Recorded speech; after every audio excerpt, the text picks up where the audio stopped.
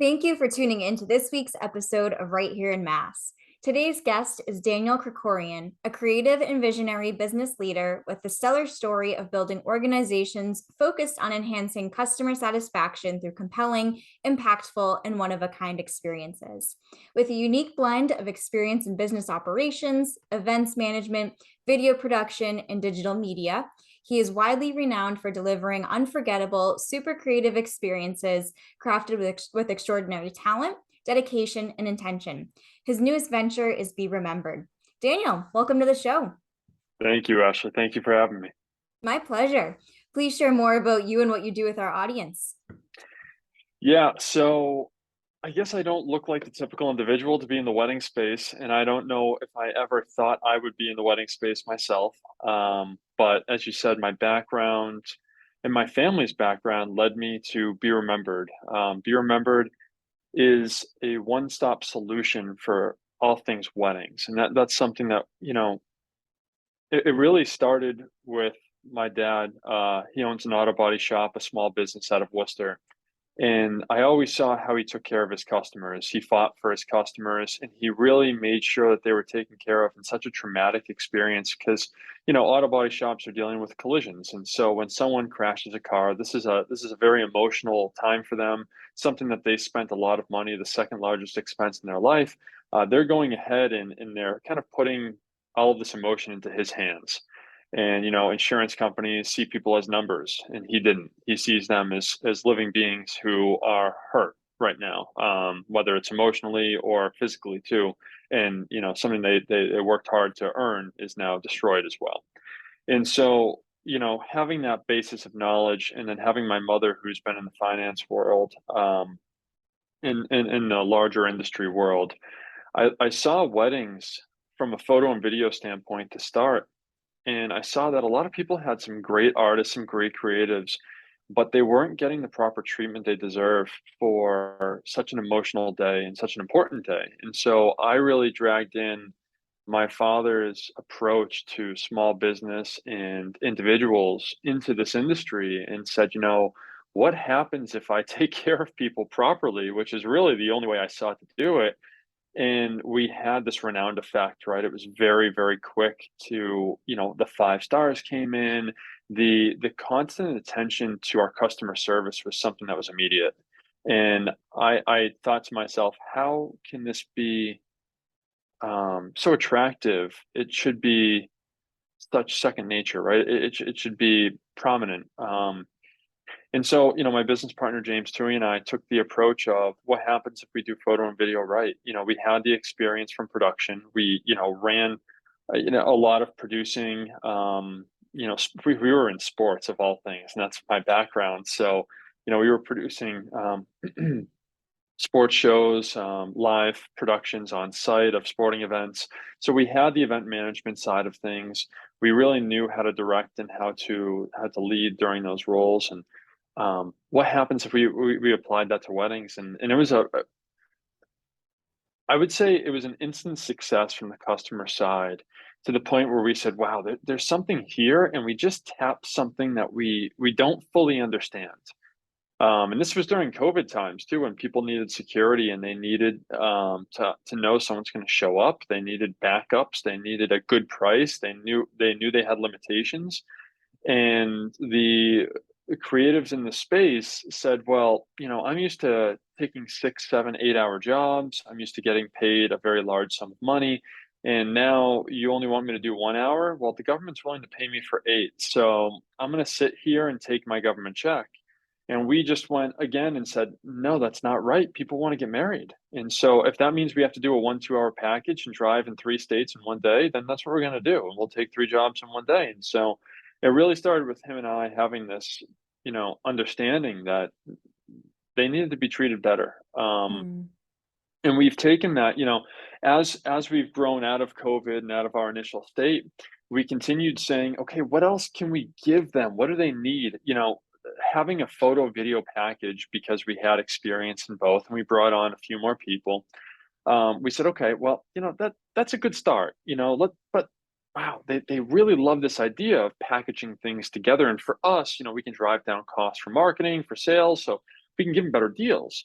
Okay, so now, because we were looking at it from an economic standpoint too, because my background was marketing, it was economics, and it was psychology. And so I was trying to understand this in an economic environment, not an emotional, creative environment, because so many of these creatives, and it's wonderful to be creative. I really want my individuals here to allow themselves to shine and to exude that passion without having to worry about the business structure.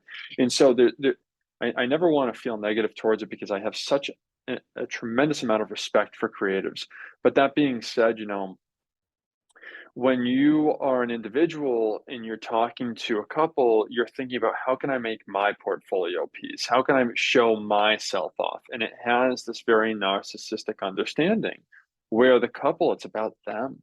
And so we could really flip that around by our model. And I'll talk a little bit about that model more, but that's really what we started to do, and now we've evolved it into doing photography, videography, event planning, coordination, DJ, makeup, photo booth.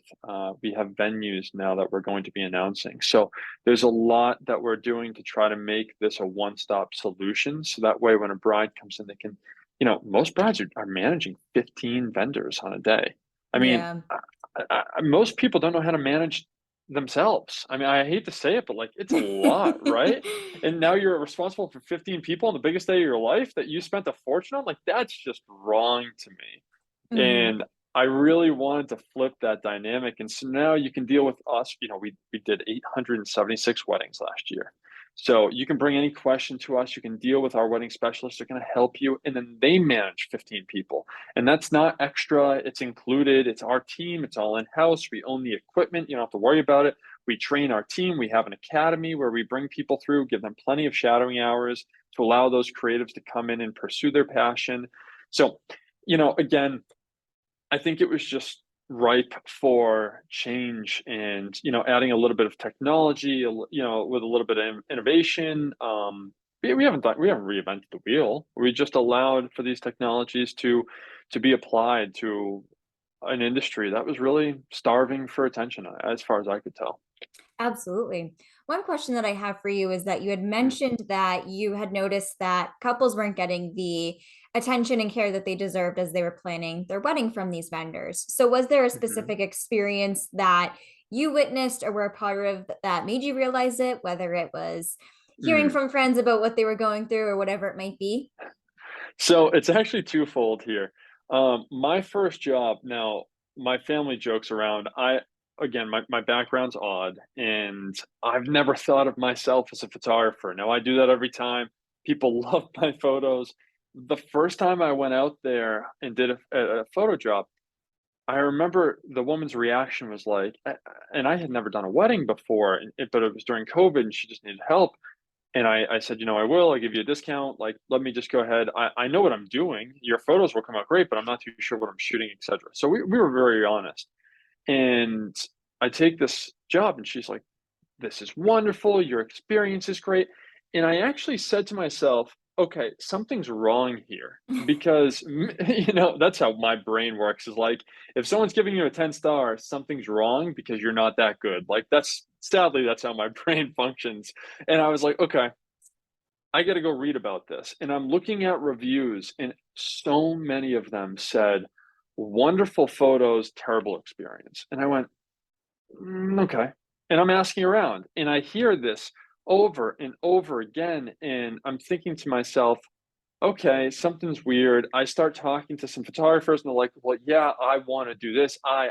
And I went, that's wrong. What is happening here? Because even talking, I grew up working in my dad's auto body shop, and everyone was like, "How can I help you, honey? What's wrong?" It was all customer focused and centered, and that was for a greasy auto body shop. And you have this beautiful experience that's getting no, it's about me, me, me, me, me. I'm like, no, it's not. Um, Hmm. so I don't know what necessarily triggered that. I think it was just a lot of like, okay, I heard it and I wanted to know why. That's how my brain works. Is like if something's, I always have looked for things to be wrong. I guess that's just how I was raised. Yeah. So Yeah, it was one of those odd experiences where my brain instantly felt like something's wrong here, and I kept digging and digging. I went down a rabbit hole, and that was it. And I was like, I remember calling my business partner, and he's like, "What are you doing? We're not wedding people." And I was like, "We're gonna be." He's like, "You're insane." I was like, "I know, just stick with me here." And now he's like, "Weddings are our lives." I'm like, "I know." So he's getting married in November, and the venue is so funny because they're just like, "Do you think Be Remembered will be in contact?" He's like, "Well, I sure as hell hope they will be because I'm the owner." Yeah, Right? Right? Oh, yeah, that's awesome. yeah. So, backing up a little bit before Be Mhm, Remembered, what did you and your business partner do? And do you still do that today in addition to Be mhm. Remembered? Yes, we were in sports broadcasting. Hmm. We were running around mountains mostly for companies like Spartan Race, Tough Mudder, doing a lot of broadcasting for them. We also were doing commercials, promotional videos, any type of social media work. Again, we were kind of tying in marketing. So a lot of marketing firms, they really dance on this line of, production and marketing. So we're going to tell you how to market, and then we're also going to do some production for you. We leaned more into the production side. So some marketing companies would hire us. They still do today, which is really funny. They love the Be Remembered brand. I tell them all the time, like, please don't answer the wedding questions. We have a different set of questions we need to talk about. I know it's not a wedding. Trust me, we're fine. But yeah, no, we still do a little bit of that. Both of us have taken more of the operations role. I'm the president, but I actually last year I did way too many photography and video jobs. I did coordination. I was a makeup assistant, which was probably one of the funniest experiences of my life.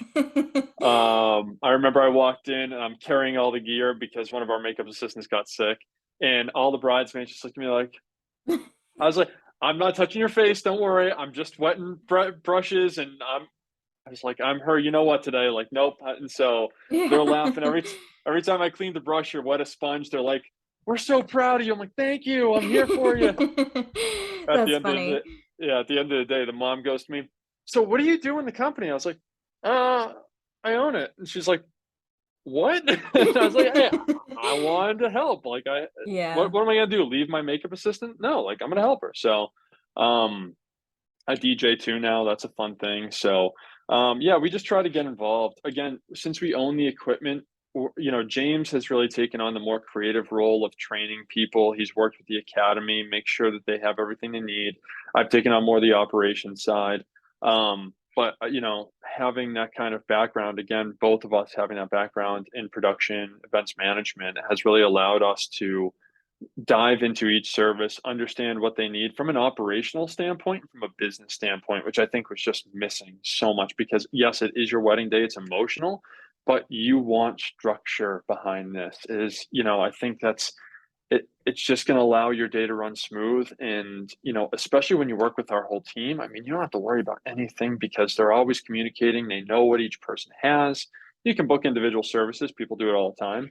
But I think the real success and the real happiness comes when you just book it all with us. Easier process.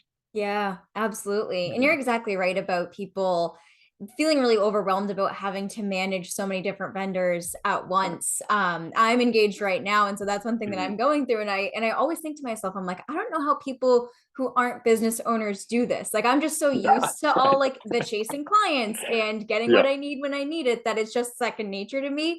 But it's Hmm. like with other vendors, I'm like, how do people even like take this on without really having that experience in their professional lives or some other Right. experience to guide them through it? Yeah. Well, and one of the response to that whenever someone's feeling overwhelmed is get a planner or get a coordinator. Mm, And there is credence to this. I do love coordinators on site. They're wonderful. That being said, it's not always the solution. They're not going to help you organize everything before. You can pay for a planner. They're always going to be expensive. I mean, they put in so many hours and they're worth it. I'm not going to lie to you there, but most people can't afford them. I mean, right. only what is it? I think 23% of people actually hire a planner. And so you're sitting there and you're like, okay, I can't afford that's not in the budget. What am I going to do? And, I have to manage these 15 people. It's like, no, there's no reason for that. Um, again, you shouldn't be pulled away from your wedding to take care of this. Even when I just have my DJ and photo and video, we can run things so smoothly because they say to me, "Hey Dan, we're doing this now," or I say to them, "Hey, get ready, set this up." They have that foresight. We're both running the day together, so there's a really clean transition there that is cheaper. I mean, you don't have to pay for a coordinator or planner, and you can get it all together for a lower price. I mean, who wouldn't want that? Yeah, absolutely.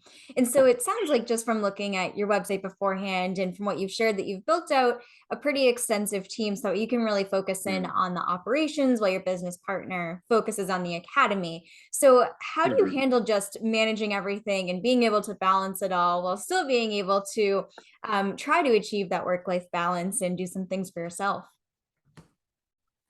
Yeah, well, I'm gonna say something that's very controversial here. So, the work-life balance is wonderful as a worker. This is not a job for me. This is not work. This is a legacy. I believe, I saw something online and it said, the only person will remember that you worked late was your children. And I think that's so misguided. My children will know I worked late. Yes, they will remember that. But what they will remember is that I didn't do it for the money. I did it because I wanted to build something that has a long lasting effect and a change in people's lives. And if they remember me for that and they remember I worked late for that, and that is a staple in their life and they understand that properly because I explained it to them, I'm okay with that. And I'm very happy with that actually. And Hmm. so, you know, a business like this is 7 days a week. It's 3 years in.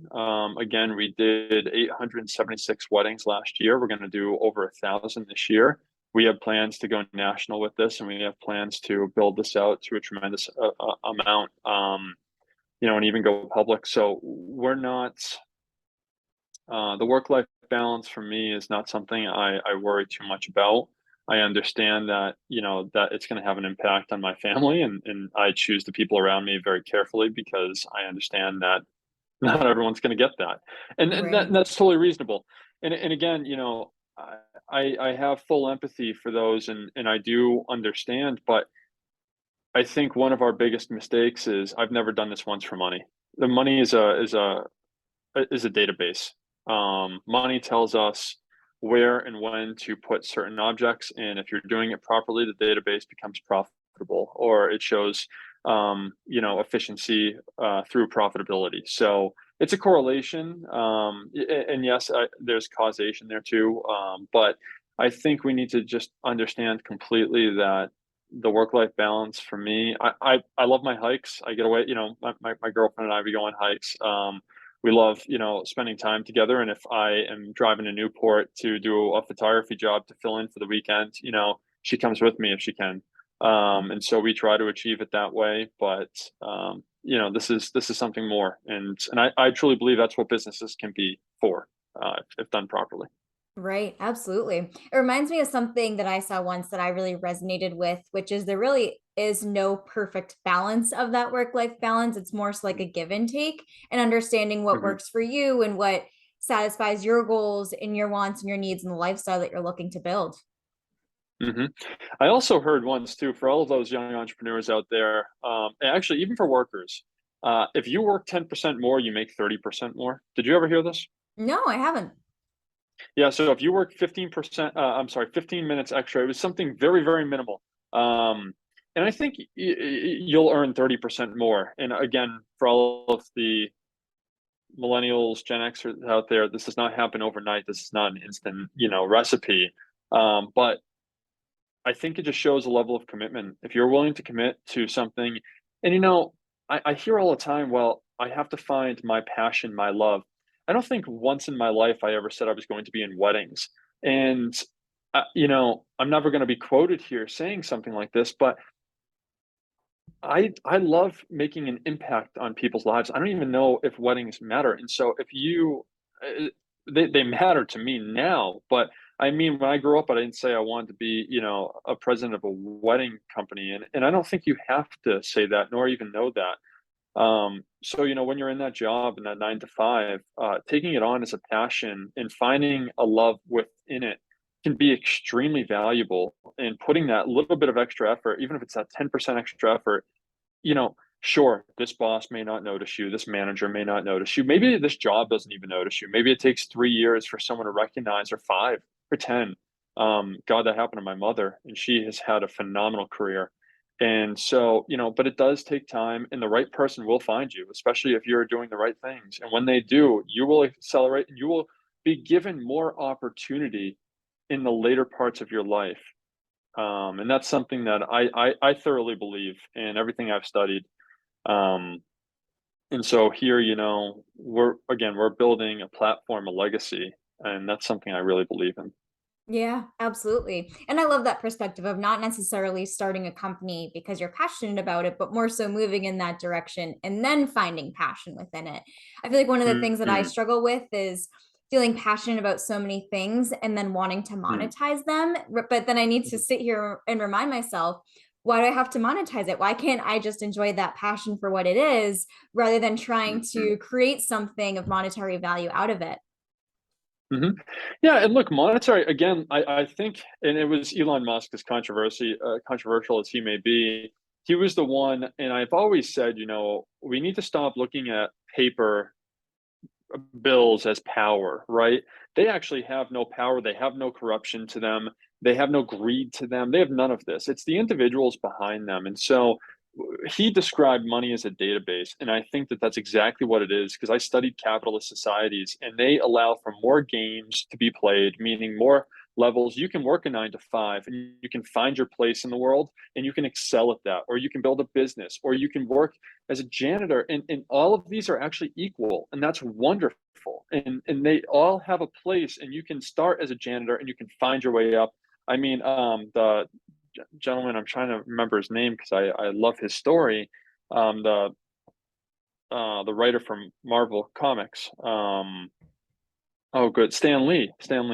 He had a very odd scenario where his uncle, something or other, I learned about it about 5 years ago, basically handed him the company at a very young age. People thought he was a kid that just worked there as an intern, and he was actually the one that running it. And he ended up finding his passion to create these real life stories that had complicated plots, because everyone right then and there were only reading comics that were Batman, Superman, good versus evil type things, and they were very young and childish. And when he started breaking out and building these comics that were more in depth, you had, these 20-year-olds, these 30-year-olds that are starting to relate to them.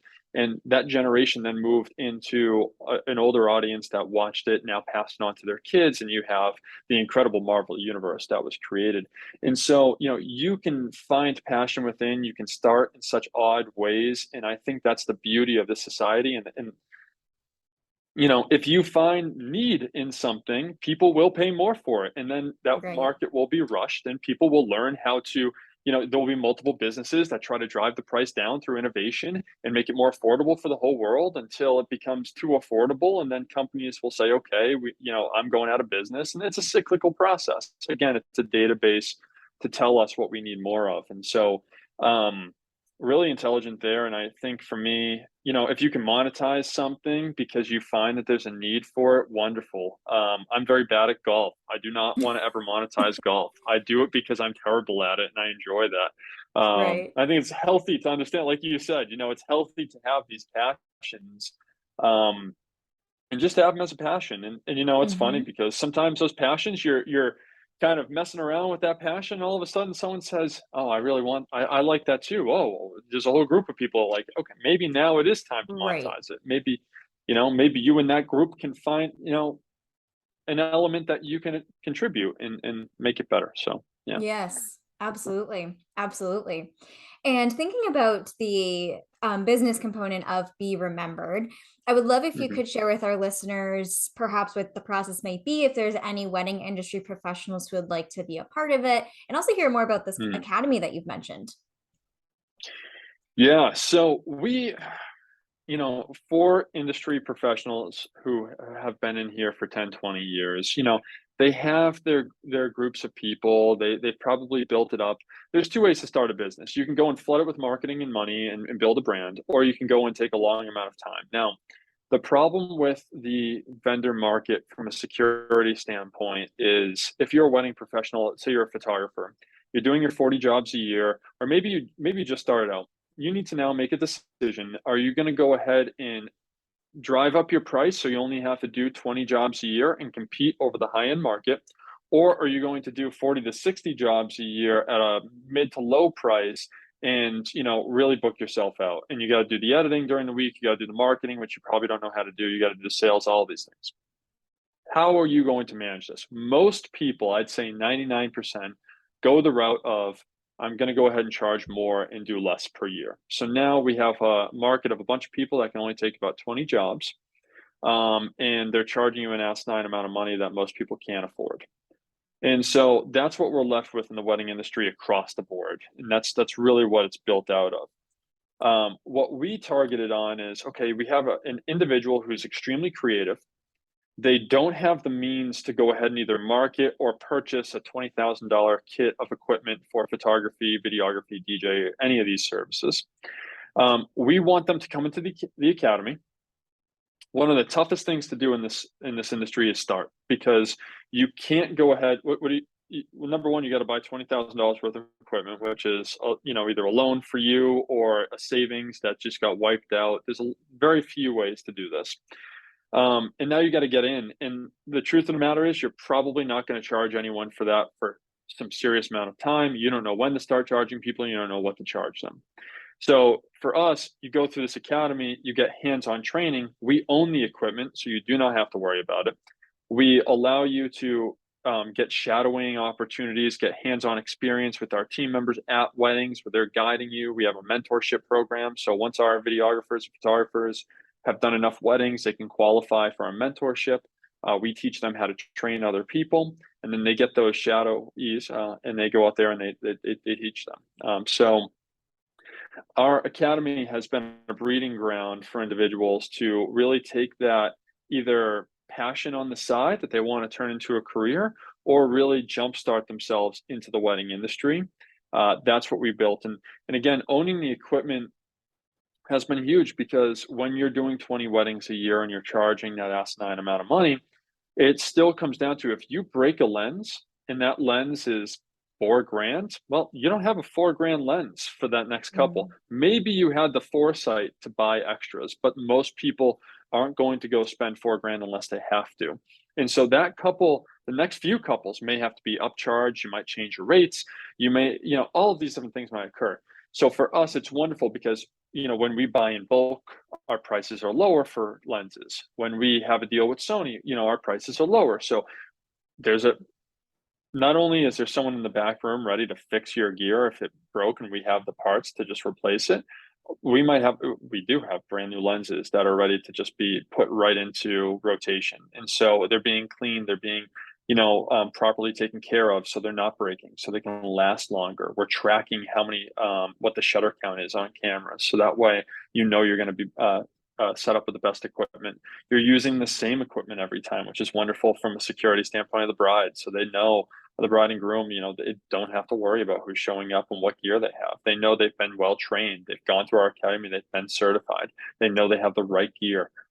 They know that gear is going to be properly maintained. They know they have the right information because our team picks up at any time, has the right forms, everything. So Mhm. again, it's this process and structure that allows creatives to really propel themselves and exceed. And that's something that I think is the secret sauce to our success. Yeah, it allows them to pursue their career without having as much risk doing it themselves is ultimately what it sounds Mhm. like. Yeah, and again, too, most of these people, when they take on 40 jobs, they're managing 40 clients. Mhm.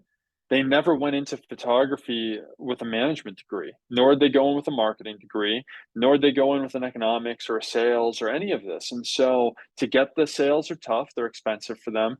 They don't see the expense. They're saying, oh, well, social media is free. It's not free. It takes a lot of time, dedication, and effort. Mhm. As a person, you don't value your time the same way as an individual doing 40 jobs. You say, oh, I can do 2 hours worth of social, but that you should be getting paid for it, and you are ultimately you're charging the customer for that time. Um, again, but you're not calculating these costs, you're not recording these costs, you're not saying, okay, what's my margin on it? What can I charge the customer? Because my goal is always to see what can I charge them? How low can I go? What can I give them? What type of value can we offer?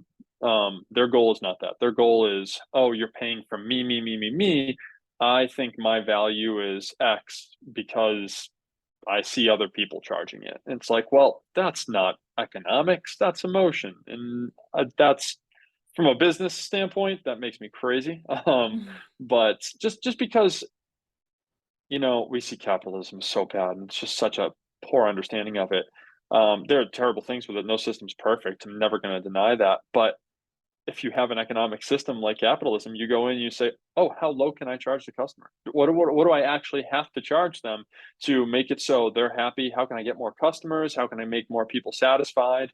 What innovations can I bring to it?" So all of these things start spinning Mm, that wouldn't otherwise happen. And again, that's economics versus emotion. We call it yes. egoflation or ego pricing. Yeah, which makes total sense. And when Yeah. couples come to you ready to have that one-stop experience, do they get to pick each of the vendors a part of Be Remembered? Do they get to sign people? How does that work? Yeah. So what we do is actually, and we found this to be extremely effective. Most people don't know what they want. And so for a while, we were going in and we were saying, hey, go look at all these albums. Tell us which ones you like. Well, the irony was the fact that they were choosing 5, 6 albums and they were 5, 6 different people of ours. And so it actually was a huge success. That meant to me, okay, I'm training people to do multiple styles, multiple, ways, poses, etc.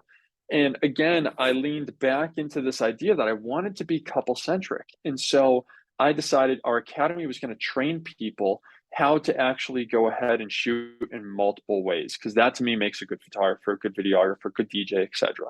And so now what we do is we have you fill out a form, you tell us what you want, and then we go ahead and we actually allow our team to choose based off of those styles and preferences. And so we're choosing based off of that. And then we're gathering more and more information and then having them meet. And we just find that this is a much more effective, streamlined process. And our customers are happy. I mean, they love it. They love our team.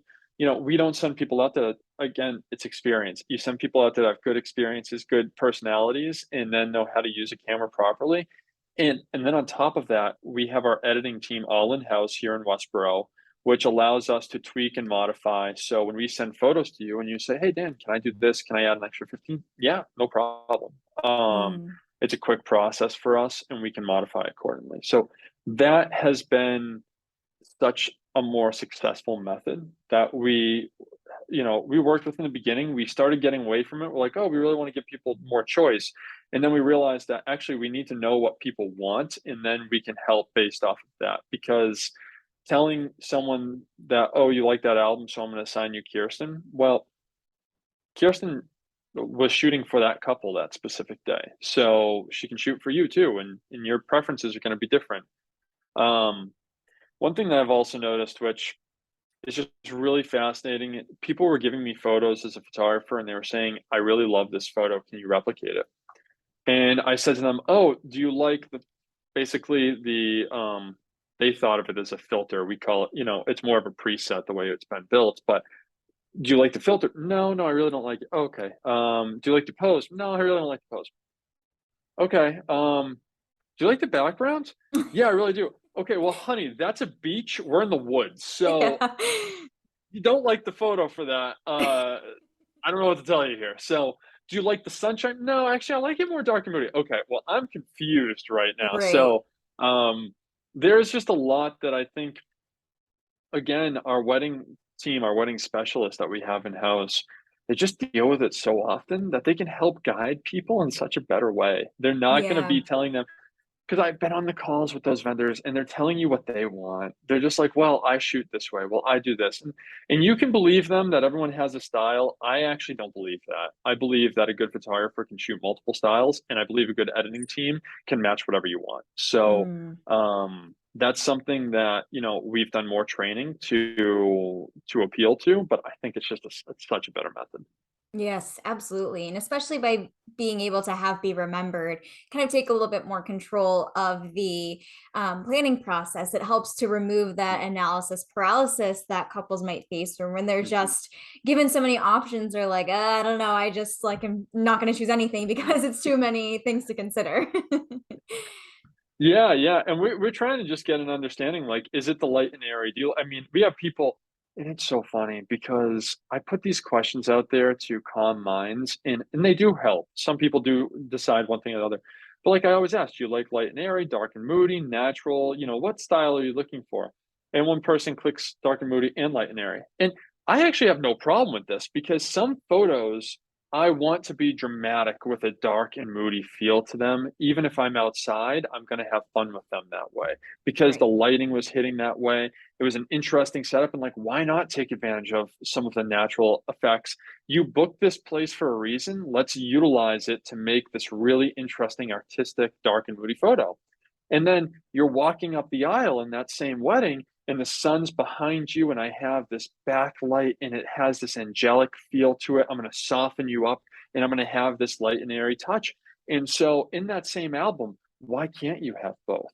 And you're probably going to want both. You don't, you're as a typical consumer, you don't know what you want. You don't stare at photos every day outside of Instagram and say, "This is what I really like." And so describing these things is really difficult. So I'd rather go ahead and give you choice. And then if you come back to me and say, "Dan, I love what you did with that light and airy. Can we go do that to some more photos?" Hell yeah, we can. Let's have some fun, you know? Mhm. Yeah, absolutely. One question that I have for you is that for anyone who's looking to get into the wedding industry, since you yourself just got into it about 3 years ago, what would you Mm. say is your best piece of advice for them with getting started? Mm. From a business standpoint, um, listen to your customer. Mm. I don't even know if that's fully business. I think that's just, I mean, business is just a transaction between two individuals that has regulation, to be honest with you. Maybe I'm beginning to get jaded in that regard, but um, I think the truth of the matter is just go ahead and listen to your customer and understand what they Mhm. want. If someone's going to pay you money, I understand it's for what you can do, and I don't think that's something to be extremely proud of. And so I understand how easy it is to become consumed by that piece of it. But it's also their day. And so whether it's from business to weddings, whatever it is, listening to people and what they have to say is extremely valuable. And it has been the cornerstone stone of every legacy business, and I'm saying legacy, which I think is a word that's become a bit jaded. I'm actually saying it in a very positive manner. The LL Beans of the world, who has been so customer focused until they took away their program for refunds, not refunds, but returns. But, these businesses are quiet. They're set aside. They're not in the news and in your face. But they've just done such a good job of being known for their customer service. And I think if you're going to do one thing, do that. Yes, absolutely. And while we're on the topic of Mm, great examples of businesses, what would you say are mm. your local favorite businesses to support? So, example wise, and I love Bree's Sweet Treat. She's actually out of Worcester. She came in for one of my podcasts in the Wonderful World of Weddings, and I just really liked her passion. She's wonderful. She's a wonderful woman to speak to. She has a great head. I wish her and her husband the best of luck. She dragged him into her business, and she understands the work life balance. There's no such thing. She started making chocolate during the pandemic, and it's phenomenal. I try to work out quite often, but I've snuck a few of those pieces of chocolate in there. So she's phenomenal. She's definitely one of my favorites in terms of local businesses, and she's just getting started. So if people can support her, I always recommend that. Love that. Dan, this has been such an awesome episode, and I've really enjoyed learning all that you've done with Be Remembered, which is super impressive. And I'd love if you could share with our listeners where they can find you in case they'd like to connect with you further. Yeah, absolutely. So you can find me on LinkedIn. I'm not too active on social. I'm not going to lie to you. I'm going to get scolded by my marketing team for that. I'm sure I'll try to fix that in the future. But go ahead, go to berememberedweddings.com. If you want to reach out to me personally, you can always actually just do Daniel at berememberedproductions.com instead of weddings. Um, but yeah, info at Be Remembered Weddings too. You can always touch base with us there and just say, "Hey, Dan," and my team will forward it right to me. So I'd love to chat with anyone. Give us a call here too. So our number's right on our website. We always love to chat and always love to be involved and see how we can help. Amazing. And I will link to all of those places in the show notes. That way our listeners can click through and connect with you from there. But thank you so much again for Awesome. coming on the show today. Thank you, Ashley. It's been a pleasure. I hope I didn't talk your ear off. Not at all.